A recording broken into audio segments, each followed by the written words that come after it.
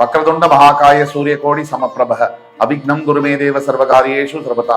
எந்நாட்டுடைய சிவனை போற்றி, எந்நாட்டவர்க்கும் இறைவா போற்றி. நண்பர்களே, இந்த புத்தம் புதிய காணொலியில் உங்கள் அத்துணை பேரையும் வரவேற்பதில் மிக்க மகிழ்ச்சி கொள்கிறேன். இன்றைக்கு ஒரு புதிய தலைப்புடன் உங்களை சந்திக்க போகிறேன். ரிஷபராசி. ரிஷபராசிக்கு லக்னம், அதாவது ராசி வேறு லக்னம் வேறு. உங்க பிறப்பு ஜாதகத்துல லக்னம் எந்தெந்த இடத்தில் இருந்தால் உங்கள் வாழ்க்கை எதற்கான வாழ்க்கை, வாட் யுவர் லக்னா லார்ட், உங்கள் லக்ன அதிபதி உங்களுடைய வாழ்க்கைக்கான பர்பஸ் என்ன, எதுக்காக பிறந்தீங்க, பிறப்புடைய ரகசியத்தை என்ன சொல்றாரு, நீங்க எதுக்காக பிறந்தீங்கன்ற ரகசியத்தை எப்படி கண்டுபிடிக்கிறது.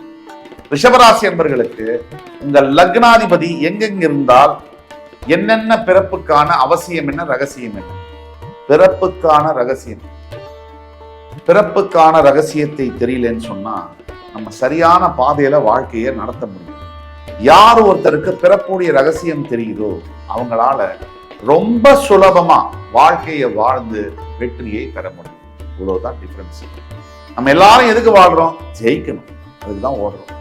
எல்லாரும் எதுக்கு வாழ்றோம்? நிம்மதி, சந்தோஷம், குடும்பம் நல்லா இருக்கணும், அடுத்த சந்ததியினர் நல்லா இருக்கணும். இதுக்காக தான் அல்டிமேட்டா பண்றோம். நமக்கு ஒரு திருப்தி இருக்கு. திருப்தி எப்படி வரும்? சூட்சமங்களை தெரிந்து கொள்ள வேண்டும். நமக்கு தெரிஞ்சது நம்ம கண்ணால் பார்ப்பது, காதால் கேட்பது, அதெல்லாம் வேற. நமக்கு தெரியாமல் நமக்குள்ளான சூட்சங்கள் என்ன, நமக்கு தெரியாமல் நமக்கு பின்னாடி இருக்கக்கூடிய சூட்சமங்கள், ரகசியங்கள் என்ன. இந்த வாழ்க்கையில நம்ம எதற்காக பிறந்தோம், அதுதான் ஃபர்ஸ்ட். நம்ம பிறந்ததற்கான காரணம் அதை தெரிஞ்சிருச்சுன்னா வாழ்க்கையை எப்படி வாழணும், எந்த டைரக்ஷன், திசையை நோக்கி நம்ம பயணப்படணுங்கிறது நமக்கு ஈஸியா தெரியும். அதை சொல்வதற்கான ஒரு மிகப்பெரிய ஒரு முயற்சி தான் இந்த வீடியோ. ரிஷபராசி என்பவர்களுக்கு உங்களுடைய லக்னாதிபதி ஜாதகத்தை எடுத்தீங்கன்னா லான்னு போட்டிருக்கும், அதுதான் லக்னம்.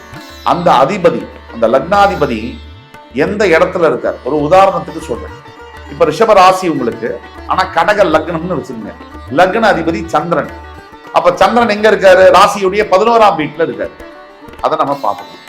இப்ப சந்திரன் 11ஆம் வீட்டுல இருந்தா என்ன பலன், நீங்க எதுக்காக பிறந்தீங்க அப்படிங்கிறது ஒரு உதாரணத்துக்கு சொல்றேன். அது மாதிரி ரிஷபராசி என்பவர்களுக்கு சிம்மம் தான் லக்னம் அப்படின்னா சூரியன் எங்க இருக்காருன்னு பார்க்கணும்.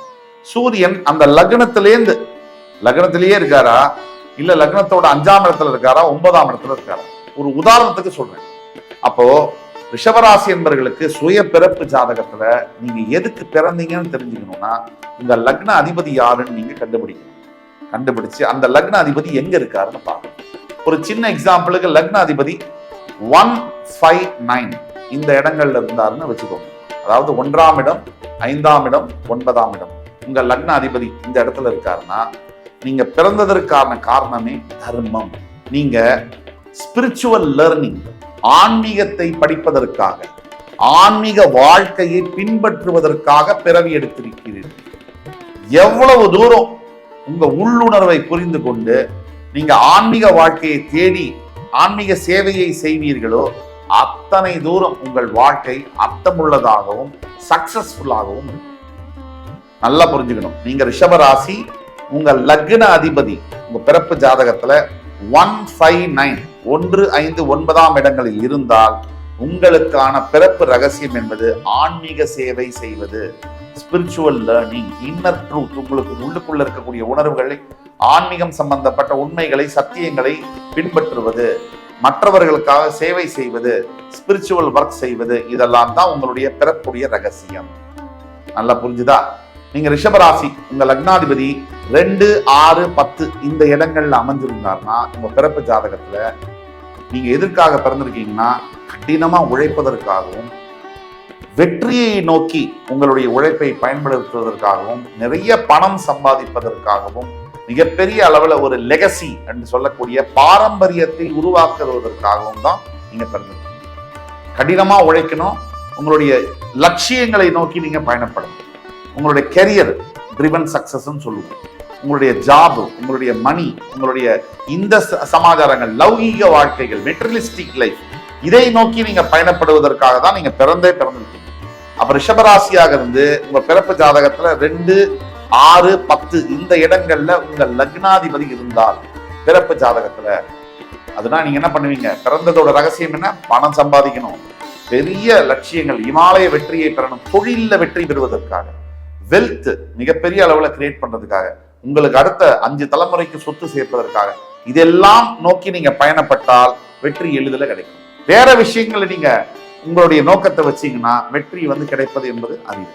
இப்ப நாம சொல்லக்கூடியதெல்லாம் பொது பலன்களா இருந்தாலும் உங்களுடைய சுய ஜாதகத்தை எங்களிடம் கொண்டு வந்து காமிச்சிங்கன்னு சொன்னா, ஆன்லைன்ல கீழே கொடுப்புள்ள வாட்ஸ்அப் நம்பர்ல அமைச்சு எனக்கு இப்ப கன்சல்டேஷன் ஆன்லைன்ல எடுத்துக்கிட்டாலும் சரி, நேர்ல வந்தாலும் சரி, அந்த மாதிரி பண்ணீங்கன்னா உங்களுக்கான துல்லியமான பலன்களை கணித்து தர முடியும். உங்களுக்கு ஏதாவது சந்தேகம் இருந்தால், சப்போஸ் உங்களுக்கு டவுட்ஸ் இருக்கு, உங்களுடைய பிறப்பு ஜாதகம் இருக்கு, இதுல லக்னம் எங்க இருக்கு, லக்னாதிபதி எப்படி இருக்கார், இதெல்லாம் தெரியணும்னா எங்களை கன்சல்டேஷன் பண்ணும்போது உங்களுடைய எதிர்கால வாழ்க்கையை கிளியரா டைரக்ஷன் கைடன்ஸ் கொடுத்து பண்ண முடியும்.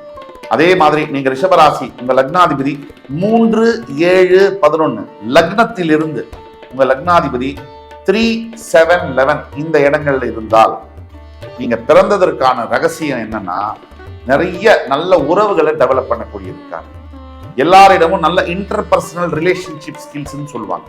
நல்ல உறவுகளை டெவலப் பண்ணுவதற்காக, அமைதியை பரப்புவதற்காக, அதே மாதிரி உறவுகள் மூலியமாக விஸ்தரிச்சு பெரிய காரியங்களை சாதிப்பதற்காக. ஒரு எடுத்துக்காட்டுக்கு உங்களுடைய நெட்வொர்க்கிங்னு சொல்லுவோம். அதாவது நீங்க சுத்தி இருக்கக்கூடிய நண்பர்கள், உங்களுடைய உறவுகளை எப்படி பயன்படுத்துறீங்க அப்படிங்கிறதுக்கு சில பேருக்கு திறமை இருக்கு. அந்த மாதிரி திறமையை நல்லா பயன்படுத்துவதற்காக தான் பிறந்திருக்கீங்க. அதே மாதிரி 7ஆம் வீடு, உங்க லக்னாதிபதி 7ஆம் வீட்டுல இருக்கிற பட்சத்துல வாழ்க்கை துணை, அருமையான வாழ்க்கை துணையை பெறுவதற்கான விஷயங்களும் உங்களுக்கு கிடைக்கும்.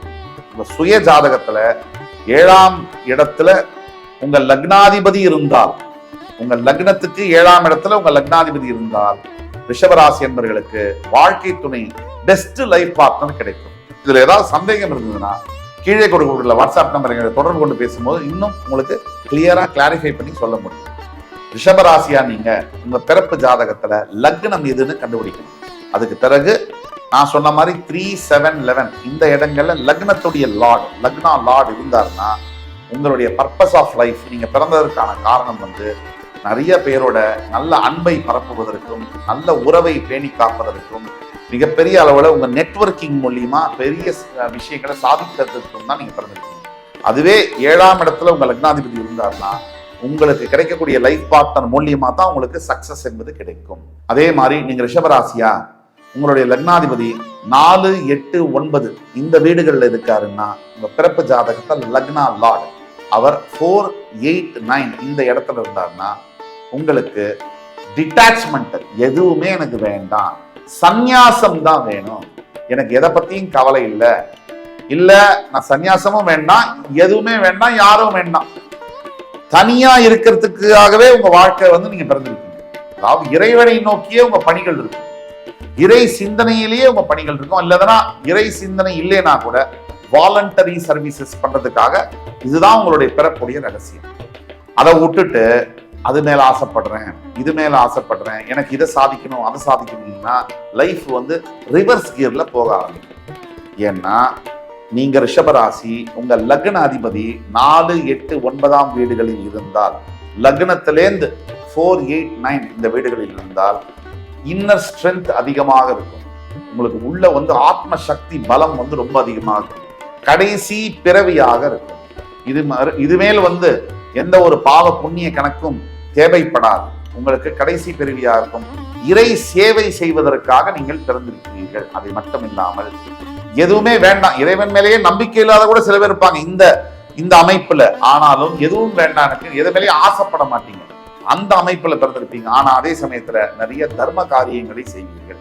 அப்போ ரிஷபராசிக்கு உங்களுடைய பிறப்பு ஜாதகத்தில் உங்களுடைய லக்னா லார்ட், லக்னாதிபதி எந்தெந்த இடத்தில் இருந்தால் உங்கள் பிறப்பின் ரகசியம் என்ன என்பதை தெரிந்து கொள்ள முடியும். ஒவ்வொரு மனிதனுக்கும், நம்ம எல்லோருக்குமே நாம எதுக்கு பிறந்தோம் அப்படிங்கிற கேள்வி இல்லாதவங்க இருக்க முடியும். நமக்கு சரியான விடை தெரிஞ்சால் இதுக்காக தான் பிறந்தோம்னா அந்த ரூட்ல நம்ம டிராவல் பண்ணலாம். அதை தெரிஞ்சுக்கிறதுக்கு உண்டான சூட்சமம் தான் ரிஷபராசிக்கு இந்த வீடியோ சமர்ப்பணம்.